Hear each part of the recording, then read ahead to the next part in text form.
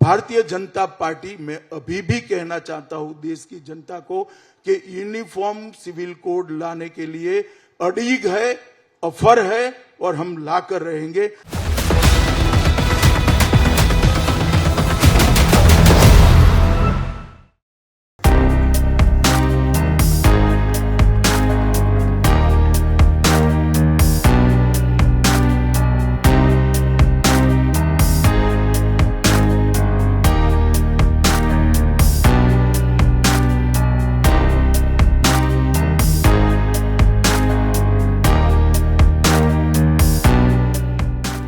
देखिए, uniform civil code निश्चित रूप से भारतीय जनसंघ से लेकर भारतीय जनता पार्टी की हमारी यात्रा का, आज तक की हमारी राजनीतिक यात्रा का एक वादा रहा है देश की जनता से। और न केवल भारतीय जनता पार्टी, संविधान सभा ने भी देश भर के विधानमंडलों को और संसद को ये सलाह दी है कि जब भी उचित समय आए यूनिफॉर्म सिविल कोड इस देश में आना चाहिए, क्योंकि किसी भी पंथ निरपेक्ष राष्ट्र के लिए, राज्य के लिए धर्म के आधार पर कानून नहीं होने चाहिए। अगर राष्ट्र और राज्य पंथ निरपेक्ष है तो धर्म के आधार पर कानून कैसे हो सकते हैं? हर धर्म के मानने वाले के लिए एक कानून होना चाहिए जो देश के विधानमंडल और देश की संसद पारित करे। परंतु over a period of time सबने संविधान सभा के एक कमिटमेंट को भुला दिया।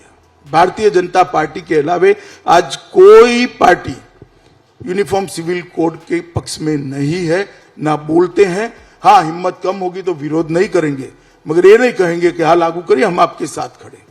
हम लोकतंत्र के अंदर है, लोकतंत्र के अंदर एक स्वस्थ बहस जरूरी है। जब इतने सारे राजनीतिक दल का एक अभिप्राय हो और मेरे राजनीतिक दल का दूसरा अभिप्राय हो, मनसा चाहे कोई भी हो, वोट प्राप्त करने की हो या जो हो, अगर उनका एक अभिप्राय है कि यूनिफॉर्म सिविल कोड अभी नहीं लाना चाहिए, तो इस पर एक स्वस्थ और खुली बहस की जरूरत है।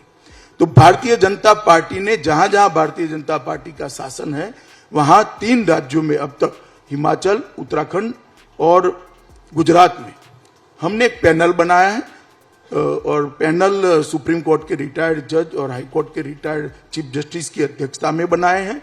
और सारे दल, समाज जीवन के सारे लोग और सभी धर्म संप्रदाय के लोग उनके सामने अपना अपना पक्ष रख रहे हैं।